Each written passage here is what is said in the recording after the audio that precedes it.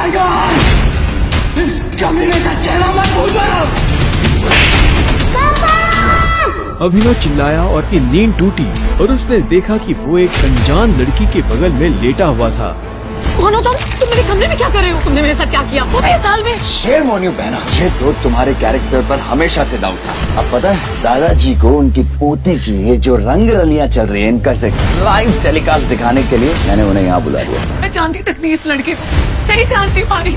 मैं भी, हम दोनों के बीच में कुछ भी नहीं हुआ। नहीं। तुमसे ये उम्मीद नहीं थी। तुम्हें अच्छे से नियम पता थे, फिर भी तुमने सारे नियम तोड़ दिए। और तुम कुछ नहीं हुआ है। कुछ नहीं किया ना तुम दोनों ने, तो क्या ये था? इससे पहले कि अभिनव कुछ समझे, हरदेव के आदमियों ने उसे मारना शुरू कर दिया था। याद रखना, मुझे शाम को अकरम की पार्टी में ये तुम्हारे साथ जरूर नजर आना चाहिए। क्यों मेरी जिंदगी बर्बाद कर दी तुमने? क्यों? अभिनव के पास इस सवाल का कोई जवाब नहीं था। वो एक अमीर परिवार की लड़की थी। जितना अभिनव महीने का कमाता था उतने की अनन्या ने सैंडल्स पहनी हुई थी।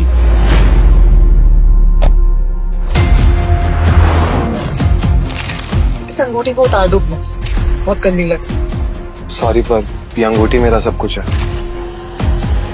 अकरम का घर किले जैसा था जिसके चारों तरफ बाउंसर्स बंदूकें लिए खड़े थे। जैसे ही अनन्या और अभिनव अंदर आए तो इतने में उसकी नजर देवेन से टकरा गई। कौन है?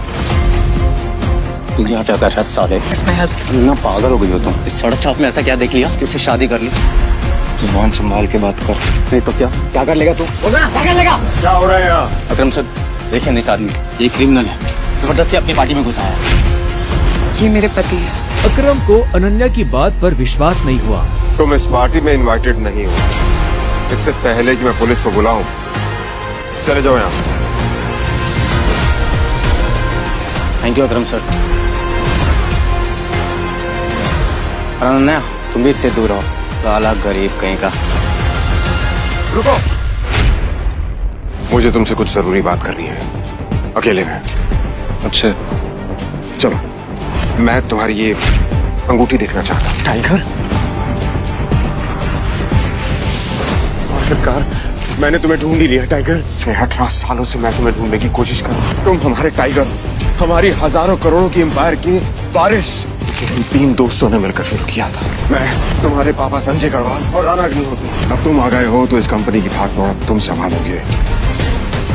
अपने पापा के काम को अब तुम्हें आगे बढ़ाना होगा टाइगर। अभिनव की जिंदगी रातों रात पलट चुकी थी। उसके साथ जो हुआ उस पर उसे अभी तक यकीन नहीं हो रहा था। उसके हाथ में अपने पिता की तस्वीर थी, लेकिन उस तस्वीर में वो गुस्से से भरी निगाहों से राणा को देख रहा था। अगर उसका बस चलता तो वो अभी के अभी राणा का सर काटकर अपने पिता की मौत का बदला ले लेता। मैं तुमसे पूछना ही भूल गया, इतने सालों तक तुम थे कहाँ थे तुम? पापा के जाने के बाद मैं एक अनाथ आश्रम में पला बढ़ा। कई सालों के बाद वहां से निकला, काम करने लगा ताकि पढ़ाई के लिए पैसे जोड़ सकूं। लेकिन इस दौरान आप लोगों ने मुझे ढूंढा क्यों नहीं? टाइगर, ऐसा नहीं है कि मैंने तुम्हें ढूंढने की कोशिश नहीं की। जैसे कि मैंने तुम्हें बताया कि तुम्हारे पापा के जाने के बाद माफिया वर्ल्ड में अफरा तफरी मच गई थी। हम उसे भी संभाल रहे थे और तुम्हें भी ढूंढने की कोशिश कर रहे थे, लेकिन वक्त के साथ साथ तुम्हारा चेहरा भी बदल रहा था, इसलिए तुम्हें ढूंढने में बहुत मुश्किल हो रही थी। फिलहाल अब तुम मिल गए हो। अब तुम्हें देखकर मोंटी और बाकी सब लोग बहुत खुश होंगे। मोंटी का नाम सुनते ही अभिनव को गुस्सा आ गया था। मोंटी एक गद्दार का बेटा था। अभिनव ना तो उस गद्दार के बेटे से मिलना चाहता था और ना ही बात करना चाहता था। लेकिन पापा ने तो मुझे कभी इस माफिया ग्रुप के बारे में कुछ बताया ही नहीं है। वो चाहते तो मुझे बता भी सकते थे। तब तुम बहुत छोटे थे, शायद इसीलिए संजय ने तुम्हें इन सब चीजों से दूर रखा। लेकिन मेरा यकीन मानो, मैंने तुम्हें ढूंढने की बहुत कोशिश की। अब तुम मिल गए हो तो मुरझाया हुआ द माफिया किंग फिर से जिंदा हो जाएगा। चीयर्स। अभिनव के मन में कई सारे सवाल उठ रहे थे। उसे समझ नहीं आ रहा था कि राणा का राज अकरम और बाकी लोगों को पता क्यों नहीं चला और क्यों एक गद्दार का बेटा अभिनव की गद्दी पर बैठा हुआ था। इससे पहले कि अभिनव अपने आप को कोई जवाब दे पाता, अकरम उसके पास आया और उसने अभिनव को 50 करोड़ रुपए का एक चेक थमा दिया। ये लो, इसे रख लो। जब तक तुम टाइगर की पोजीशन नहीं पा लेते तब तक तुम्हें इसकी जरूरत पड़ेगी। अभिनव ने अकरम के हाथ से चेक लिया और उसे देखने लगा। उसकी जिंदगी पलट तो गई थी, लेकिन अभी भी ऐसे कई सवाल थे जिनके जवाब उसे नहीं मिले थे। एक बात और, तुम्हारी असली पहचान के बारे में फिलहाल किसी को कुछ पता नहीं लगना चाहिए। इसलिए अभी तक जैसे जीते आए थे वैसे ही जीते रहना, समझे? अभिनव ने हाँ में सिर हिलाया और दोनों कमरे से बाहर आ गए। इधर अनन्या चिंता भरी निगाहों से उस कमरे के दरवाजे को देख रही थी जिसमें अभिनव और अकरम थे। वो ये जानने के लिए बेताब थी कि उन दोनों के बीच अंदर क्या बात हो रही थी और अभिनव को आने में इतनी देर क्यों लग रही थी। लगता है आज अभिनव अपनी दवा चखेगा। ऐसे कितने दुख की बात है ना, शादी के बाद बेचारा ऐश करने से पहले ही मर जाएगा। ये सुन अनन्या को झटका लगा। वो जानती थी कि अकरम के लिए किसी को मारना कोई बड़ी बात नहीं थी। अकरम सर जैसे गटर के चूहों को बर्दाश्त नहीं करते हैं, साफ कर देते हैं। देखना ये भी नहीं बचेगा। इसे कहते हैं शादी करके मर गया, वो बात सच हो जाएगी। अनन्या को ये सुनकर बुरा लगा। कोई इंसान किसी दूसरे इंसान की मौत पर खुश कैसे हो सकता था? प्लीज एटलीस्ट उसके बारे में इस तरह से बात तो मत करो। तो कैसी बातें करें? जिसके जैसे लक्षण होते हैं ना, उसके बारे में वैसी ही बातें होंगी। देवेन सही कह रही है वो, बिल्कुल ठीक कह रही हो। हमें उसके बारे में ऐसे बात नहीं करनी चाहिए। वैसे भी मेरे दादाजी ने कहा था कि मरे हुए लोगों के बारे में ना गलत बात नहीं करनी चाहिए।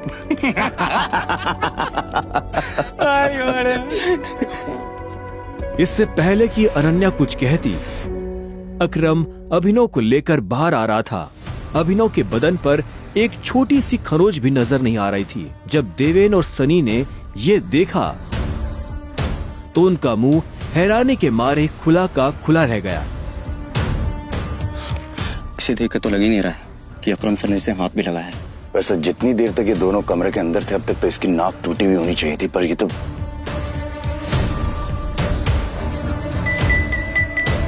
लेडीज एंड जेंटलमैन, मैं आप सबको किसी से मिलवाना चाहता हूं। ये अभिनव, मेरे सबसे पुराने ड्राइवर का बेटा, मेरी ये बहुत अजीज है। ये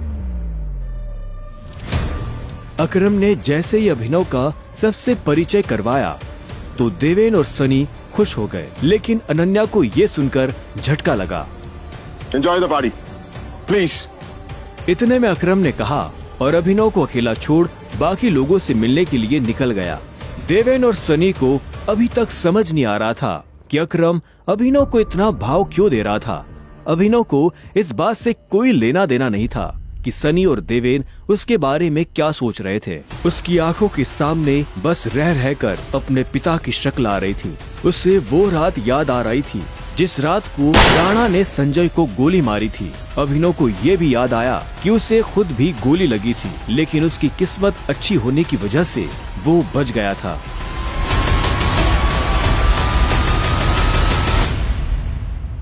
मुझे नहीं लगा था कि तुम अपने पैरों पर बाहर भी आ पाओगे।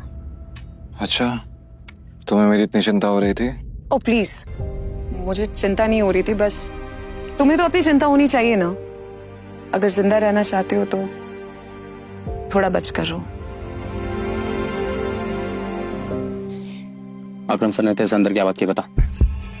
उन्होंने मुझसे कहा कि अगर देवेन जैसा कहता तुझसे सवाल पूछे तो उसे जवाब मत देना। हरामखोर। देवेन ने उसे गाली दी, लेकिन अभिनव पर उसका कोई असर नहीं हुआ। उसके दिमाग में इस वक्त पहले से ही कई जरूरी चीजें घूम रही थी। इसके बाद पूरी पार्टी के दौरान अनन्या ने अभिनव से कोई बात नहीं की। मेरा घर यहाँ से पास में है, वहीं ले लो। तुमने सोच भी कैसे लिया कि मैं तुम्हारे साथ तुम्हारे घर आ रही हूँ? तुम्हारी हालत ऐसी है तो पता नहीं तुम्हारी घर की हालत कैसी होगी। तुम मेरी पत्नी हो, मेरे साथ नहीं रहोगी तो किसके साथ रहोगी?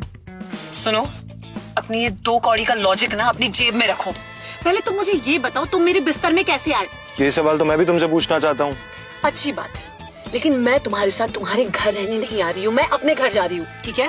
और अगर इन फ्यूचर मजबूरी भी रहे ना, तो मैं तुम्हारे साथ तुम्हारे घर में नहीं रहूंगी, तुम मेरे घर रहने आओगे, एक नौकर की तरह, समझे? अभिनव ने पहले उसे देखा और फिर अपनी उंगली में पहनी हुई उस अंगूठी को देखने लगा। अगर आज वो अंगूठी नहीं होती तो पता नहीं उसका क्या होता।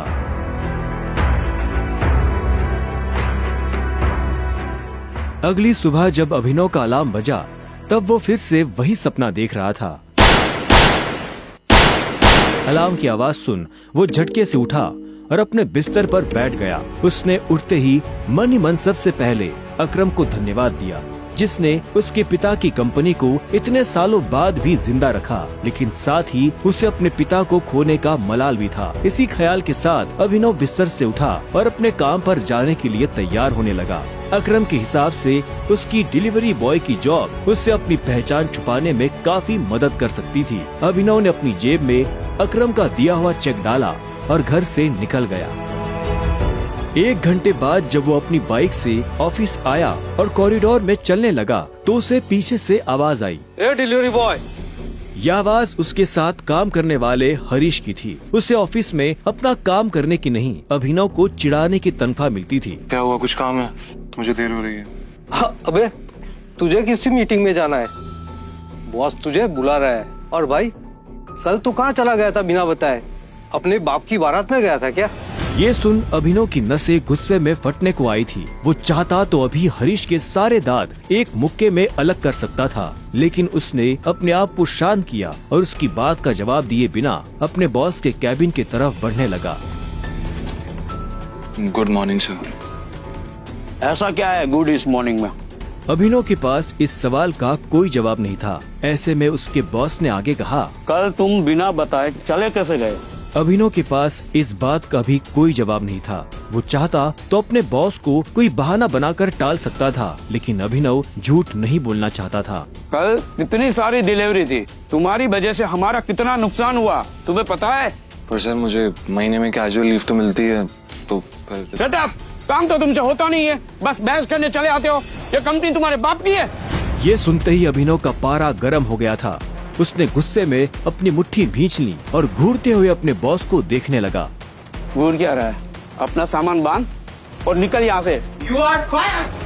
अभिनव को ये सुनकर झटका नहीं लगा। असल में वो जानता था कि उसके साथ ऐसा कुछ बहुत जल्दी हो सकता था। उसका बॉस और देवेन एक दूसरे को बहुत अच्छी तरह से जानते थे। कल पार्टी में अभिनव ने देवेन को जिस तरह से जवाब दिया, उन्होंने मुझसे कहा कि अगर देवेंद्र जैसे कहता तुझसे सवाल पूछे तो उसे जवाब मत देना। उससे उसे समझ आ गया था कि आज नहीं तो कल ये होकर रहेगा। ठीक है, कोई बात नहीं, मैं चला जाता हूँ। जो मैंने पूरा महीना काम किया है उसकी सैलरी दे दीजिए। सैलरी? तेरी वजह से हमारा जो नुकसान हुआ उसकी भरपाई अगर मैं तेरी सैलरी से भी करूँ ना, तो भी तुम्हें अपनी जेब से 10,000 रुपए देने पड़ेंगे।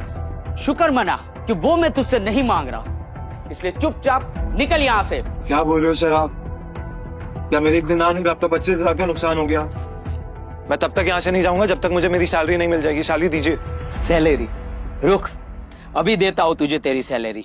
उसके बॉस ने कहा और टेबल पर रखी घंटी बजा दी। अगले ही पल कमरे का दरवाजा खुला और 4 बाउंसर अंदर घुस आए। उठाकर बाहर पटको साले को।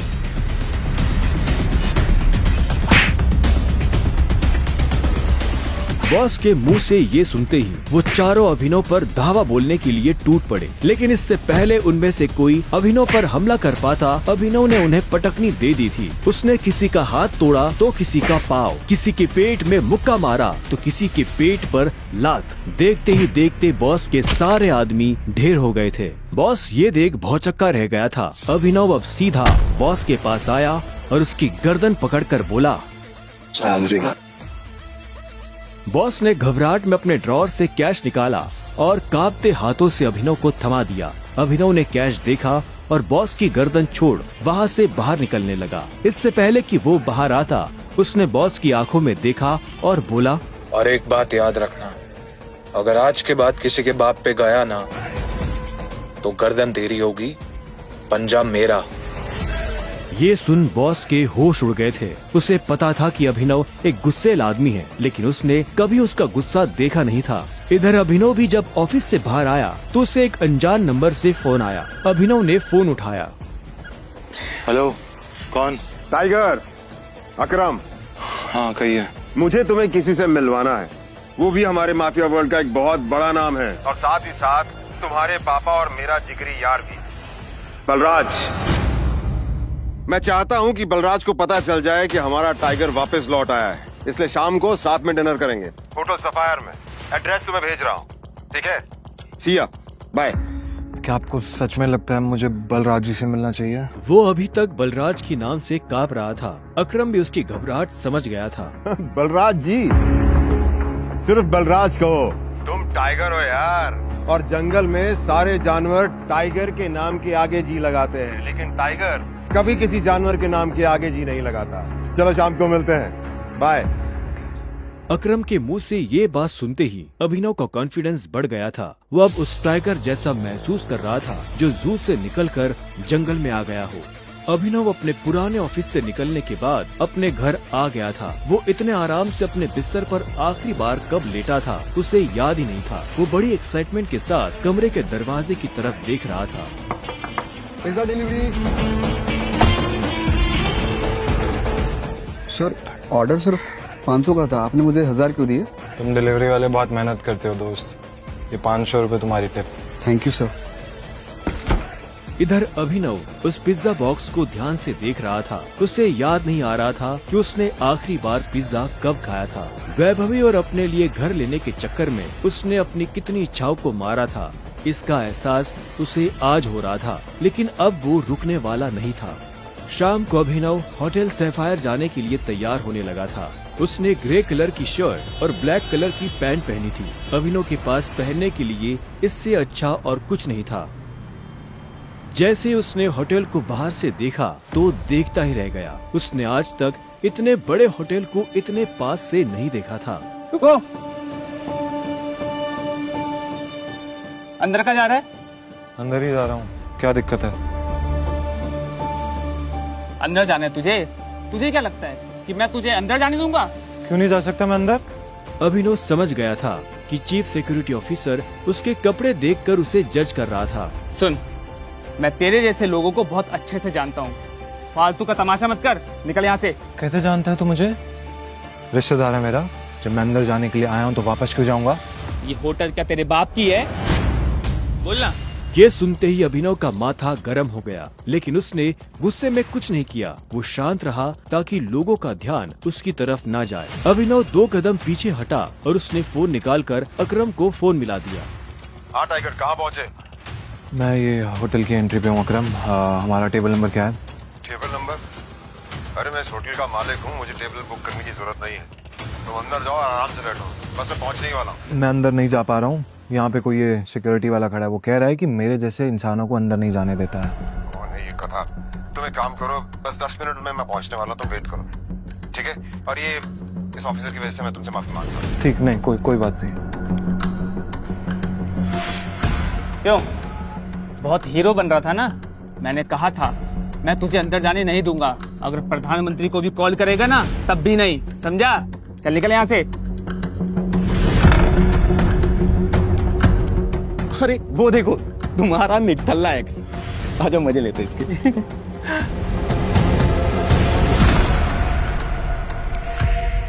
इससे मैंने अपना बॉयफ्रेंड कभी माना ही नहीं। वैसे भी मैं अपनी से छोटे लोगों से बात नहीं करती, मुंह नहीं लगती उन्हें बॉयफ्रेंड क्या बनाऊं।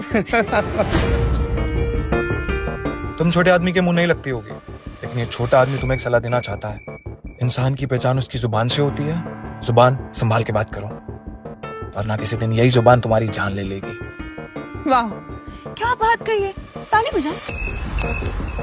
Very nice. तो फिर तुमसे तुम्हारे पैर क्यों नहीं संभाले गए? यहाँ कैसे चले आए? पिए हुए हो क्या? अकरम ने बुलाया मुझे यहाँ पे। अच्छा, अरे हाँ याद आया, अकरम सर ने उस दिन कहा था तू उनके किसी ड्राइवर का बेटा है, तो यहाँ अपने बाप की जगह ड्राइवर की नौकरी मांगने आया क्या? सही है, लेकिन वो रखेंगे नहीं, तेरे जैसे गरीब को वो ड्राइवर भी नहीं रखेंगे। आए हो मतलब तुम्हें बुलाया नहीं गया? वो उठा के चले आए। भिखारी कहेंगे। आया नहीं हूँ, बुलाया मुझे, अकरम ने बुलाया है। मुझे पता ही था ये कोई पागल है। तभी वहाँ एक काले रंग की चमचमाती हुई महंगी सी गाड़ी आकर खड़ी हो गई। सभी पलटकर गाड़ी को देख रहे थे। अकरम गाड़ी से बाहर निकला और उसके साथ एक और आदमी था। वो देखने में लंबा चौड़ा और मजबूत था। वो और कोई नहीं बल्कि बलराज था। वो एक बहुत ही फेमस कपड़ों की कंपनी का मालिक था और साथ ही द माफिया किंग का एक मजबूत पिलर। उसे देख अभिनव की आंखें खुली की खुली रह गई। उसने बलराज के बारे में सुना था। क्या आपको सच में लगता है मुझे बलराज जी से मिलना चाहिए? उसे तस्वीरों में देखा था, लेकिन तस्वीरों में देखने और सामने से देखने में जमीन आसमान का अंतर नजर आ रहा था। उसके मन में ये सवाल उठ रहा था कि आखिर बलराज उससे क्यों मिलना चाहता था। क्या चल रहा है यहाँ? सॉरी सर, लेकिन इस आदमी ने मुझे और कस्टमरों को काफी परेशान किया हुआ है। मैं स्टोर को अंदर जाने से रोक रहा हूँ तो ये यहाँ पे तमाशा कर रहा है। क्या तुम्हारी हिम्मत कैसे हुई इसे चोर कहने की? तुम होते कौन हो इसे अंदर जाने से रोकने वाले? ये होटल तुम्हारे बाप ने खोल रखा है क्या? ये मेरा मेहमान है और तू आज के बाद इस होटल के आसपास भी दिखाई दिया ना तो तेरी टांगे तोड़वा दूंगा। Get lost. Sorry sir.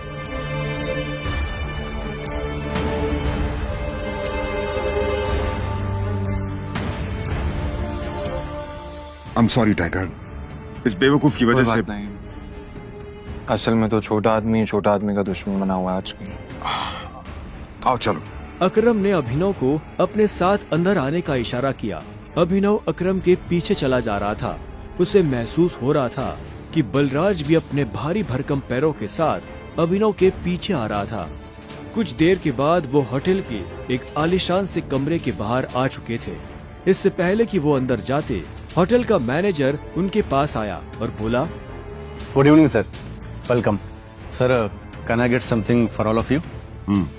एक काम करो, जो भी लीकर अवेलेबल है उसकी लिस्ट भिजवा दो। Sure sir, but sir if you don't mind, अपने होटल में जितनी भी लिकर्स अवेलेबल हैं मुझे सबके नाम याद है। We have tequila which is of 5 lakh rupees, vodka 8 lakh rupees, biscuit 10 lakh rupees and we have gin जो कि 12 लाख रुपए की है। Sir what would you like to have? Great. क्या है कि आज मेरे यहाँ बहुत खास मेहमान आए हैं, तो इसलिए जो सबसे महंगी है वो भिजवा दो और बाकी सब चीजें भी। Sure sir, I will get the best liquor for all of you. Good evening sir. Good evening sir. Akram, hotel तेरा, शराब तेरी, फिर भी तुम्हारा ये मैनेजर तुझे तेरी शराब की रेट क्यों बता रहा था, जबकि तू कोई भी चूज कर सकता है? वो इसलिए मेरे दोस्त, क्योंकि मैं दिन देखकर शराब मंगवाता हूँ और आज का दिन मेरे लिए, इनफैक्ट हम सबकी जिंदगी के लिए बहुत इंपॉर्टेंट दिन है। इसलिए मैंने हम तीनों के लिए महंगी शराब मंगवाई। So let's enjoy. अच्छा। आओ। Okay, let's enjoy. अब तुम्हें यहाँ अपनी पहचान छुपाने की जरूरत नहीं है। ये रूम प्राइवेट भी है और सबसे सेफ भी। बैठो। वो एक आलीशान कमरा था। वो तीनों बैठ गए।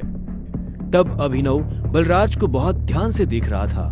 बलराज, आज मैंने तुम्हें यहाँ एक बहुत इंपॉर्टेंट इन्फॉर्मेशन देने के लिए बुलाया है। हमें संजय का बेटा टाइगर मिल गया है, लेकिन फिलहाल वो अंडरकवर है, इसलिए उससे तुम्हें मैं बाहर नहीं मिलवा सकता था। Sir your snacks and drink.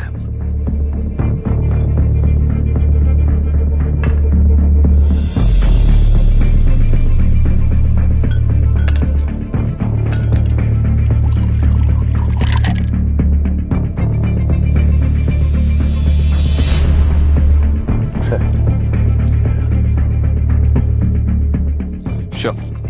Cheers. Cheers.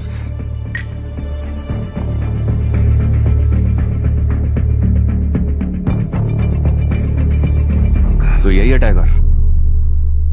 हाँ, ये है हमारा टाइगर और मैं चाहता था ये हमारी टीम के बड़े और भारी मेंबर्स से मिल ले और मिलने के बाद जिस तरफ हम बढ़ रहे हैं उस तरफ बढ़ने में ये हमें लीड करे।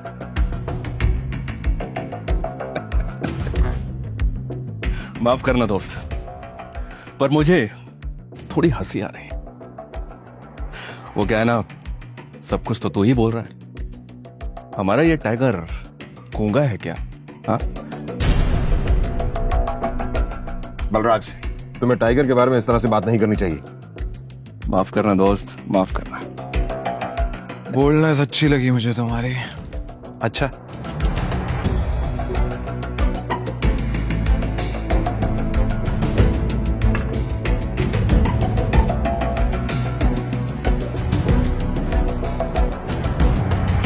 हो गए तुम बॉस, लेकिन ये मत भूलना तुम किसके सामने बैठे हो।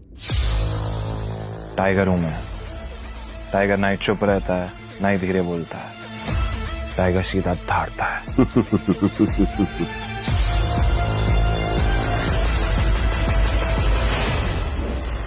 तो तुम टाइगर हो,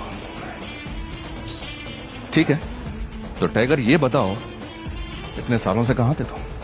अब ऐसा तो नहीं हो सकता ना कि इतने सालों के बाद तुम हमारे सर पे आके बैठ जाओ और हम मान लेंगे कि तुम टाइगर हो। मजाक तो नहीं हो रहा है यार? क्यों अकरम, सही कहा ना? और जिस गद्दी की तुम बात कर रहे हो ना, उसको लिया नहीं जाता, कमाया जाता है। आई बात समझ में? अच्छे से जानता हूं, छीनना मेरे खून में भी नहीं है। मैं इतने सालों से कहां गायब था, क्या कर रहा था, ये सब समझाने का तो हमारे पास टाइम नहीं है शायद।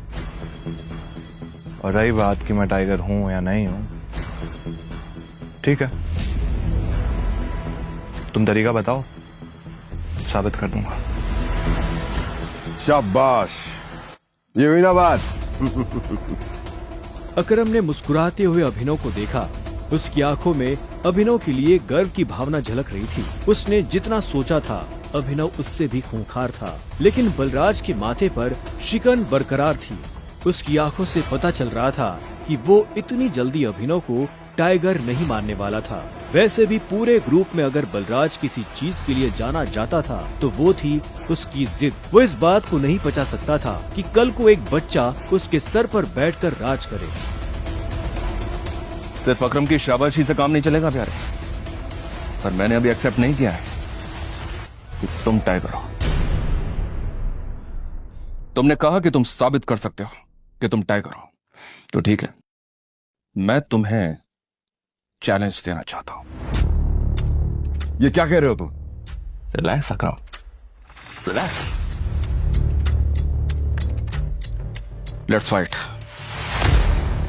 लड़ते हैं। अगर तुम जीते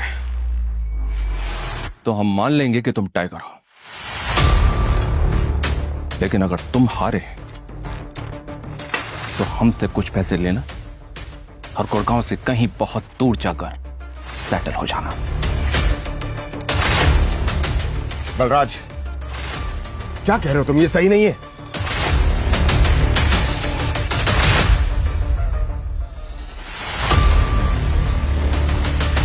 लेट्स फाइट। कब करनी है लड़ाई? नहीं टाइगर, होल्ड। देखो, तुम्हें किसी को भी कुछ भी साबित करने की जरूरत नहीं है। That's it. अगर मैं जो भी कर रहा हूँ अपनी मर्जी से कर रहा हूँ। आज जो बलराज मेरे मुंह पे बोल रहा है, मैं नहीं चाहता कल को कोई ऐरा गहरा मेरी पीठ पीछे बोला है। अकरम ने अभिनव की आंखों में संजय जैसे तेवर देखे तो उसने एक गहरी सांस ली और सब ऊपर वाले के भरोसे छोड़ दिया।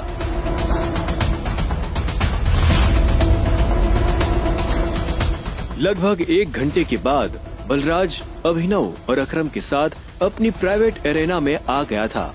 ये वही एरेना थी जहां पर बलराज अक्सर लड़ाई किया करता था। उस बड़ी सी एरेना में उन तीनों के अलावा और कोई नहीं था। एक बार फिर सोच लो, मैं आज तक इस रिंग में हारा नहीं। तुम इस रिंग में आज तक इसलिए नहीं आ रहे हो बलराज, क्योंकि तुम्हारा सामना आज से पहले संजय के बेटे टाइगर से नहीं हुआ था। तो अकरम मियां, किस पर दाव लगाओगे? मुझ पर या इस पर? बेवकूफों जैसी बात मत करो। भला टाइगर के होते हुए किसी और पर दाव लगाया जा सकता है क्या? सोच लो, बहुत बुरी तरह पछताओगे। दुनिया हंसेगी तुम पर।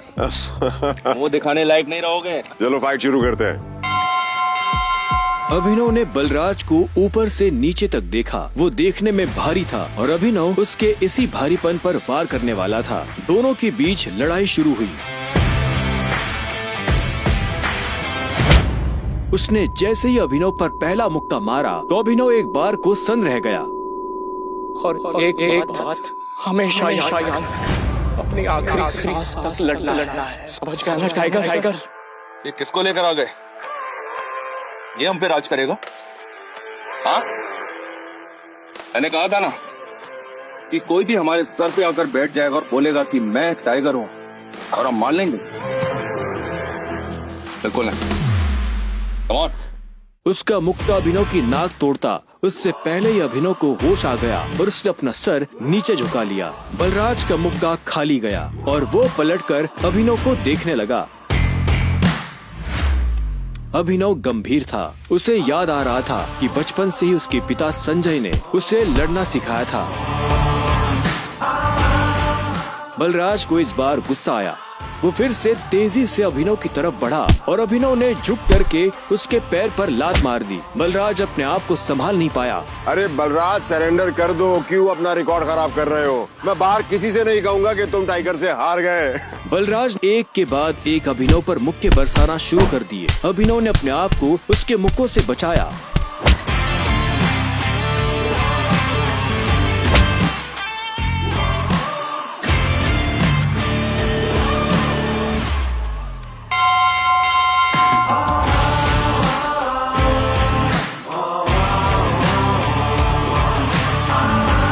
अभिनव ने बलराज को छोड़ा और चुपचाप रिंग के कोने में जाकर खड़ा हो गया। बलराज ने मुश्किल से अपने भारी भरकम शरीर को उठाया और दर्द में कराहते हुए बोला, अकरम, मैं जानता हूँ तुम बहुत खुश हो गया आज। बलराज की कमर में मोच आई थी और उसने हंसते हुए अभिनव से कहा, कहाँ से सीखा ये सब? ये सब मुझे विरासत में मिला है, मेरी उस गद्दी के साथ। शराब पियोगे मेरे साथ? आज की पार्टी मेरी तरफ से। बलराज, ऐसे नहीं कहते, ऐसे कहते हैं कि टाइगर जी, क्या आप मेरे साथ शराब पिएंगे, पार्टी करेंगे? इस तरह। टाइगर जी, क्या आप आज मेरे साथ शराब पीना पसंद करेंगे, पार्टी करेंगे? हाँ, ओके। राइट। क्यों नहीं?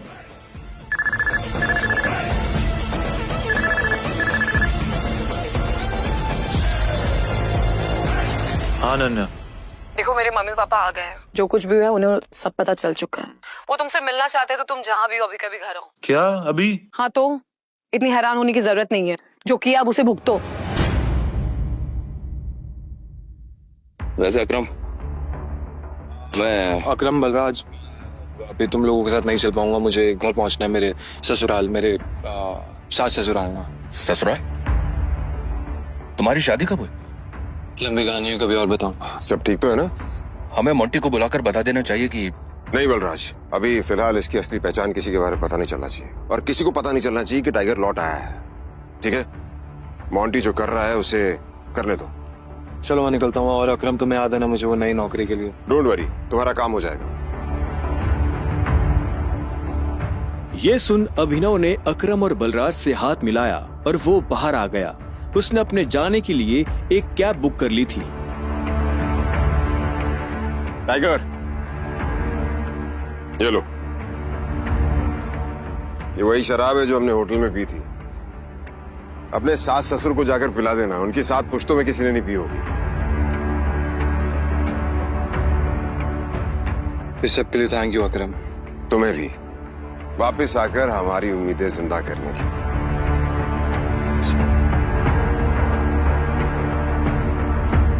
अब आजा कि अंदर रिंग में ही रहेगा। कुछ देर के बाद गाड़ी अनन्या के घर के बाहर आकर रुकी। अभिनव नीचे उतरा और गहरी सांसें लेते हुए घर के अंदर पहुंच गया।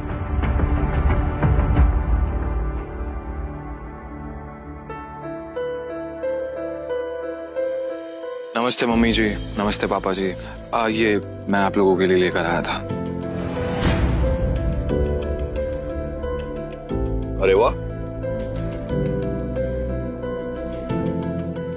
क्या बात है, बहुत एक्सपेंसिव है यार।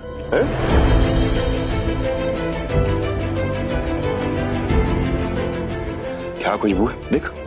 क्या तुम भी? मुझे तो लगता है ये बॉटल्स कहीं से चोरी करके लाया होगा।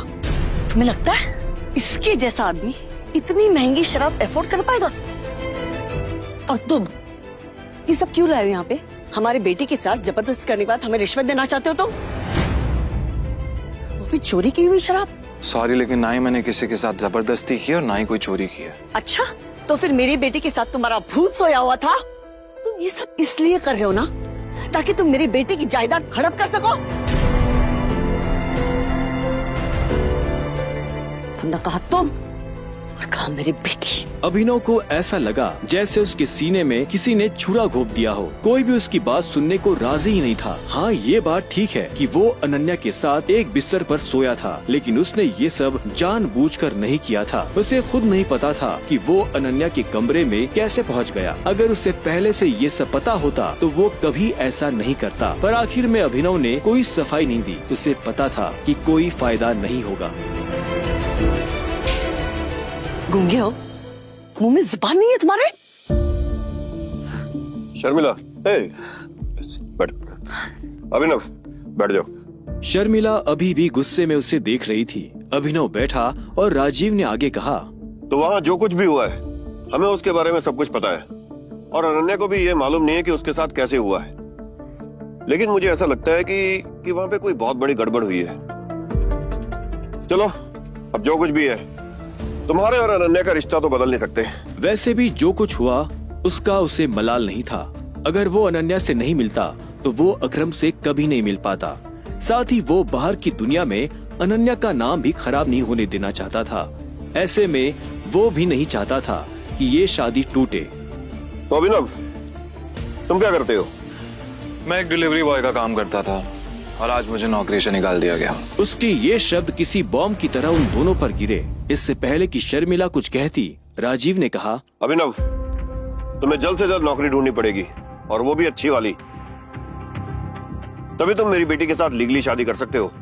चलो, अब तुम जा सकते हो। अभिनव उठा और बाहर निकलने लगा। इतने में शर्मिला के गुस्से में और एक उबाल आया और वो अभिनव के पीठ पीछे बोली, देखा कितना ढीठ है ये?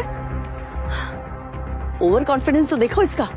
जेब में 10 रुपए नहीं है और चल ऐसे रहा है जैसे जंगल का टाइगर हो। राजू, तुम्हें लगता है इस जैसे लीडर को कोई नौकरी पे रखेगा? रखेगा नहीं, रखेंगे। मेरे लिए काम की कमी नहीं है। सुना तुमने? राजीव भी अभिनव की बात सुन हैरान हो गया। इतने में अभिनव शर्मिला के पास आया और बोला, अगर मुझे एक अच्छी नौकरी मिल गई तो क्या आप मुझे ये साबित करने का मौका देंगी कि मैं अनन्या से शादी करने के लायक हूँ? बड़ा कॉन्फिडेंस है। अरे भाड़ में जाए ऐसा कॉन्फिडेंस। और तुम, नौकरी का मतलब ये नहीं है कि कल के तुम किसी पार्किंग लॉट में जाके बैठो और लोगों की गाड़ियों की रसीद पढ़ो। मेरा मतलब है नौकरी जैसी नौकरी, असली नौकरी, सही वाली नौकरी। और अगर कल तक तुम्हें ऐसी नौकरी मिल जाती है ना, तो तुमने जो कुछ भी अभी कहा उसके बारे में एक बार सोच सकती हो। शर्मिला से ये सुनते ही अभिनव के चेहरे पर बड़ी सी मुस्कान आ गई। शर्मिला को नहीं पता था कि अभिनव कौन है और उसके पीछे किसका हाथ है। उसने मुस्कुराते हुए हाँ में सिर हिलाया और घर के अंदर जाने लगा। रात बहुत हो चुकी थी और उसे पता था कि इस वक्त वो अपने घर नहीं जा सकता था। उसने सोचा था कि वो अनन्या के कमरे में जाकर सो जाएगा। वैसे भी अब दोनों पति पत्नी थे। ऐसे में अभिनव जैसे तैसे उस बड़े से घर में अनन्या के कमरे के बाहर पहुंच चुका था। क्या है?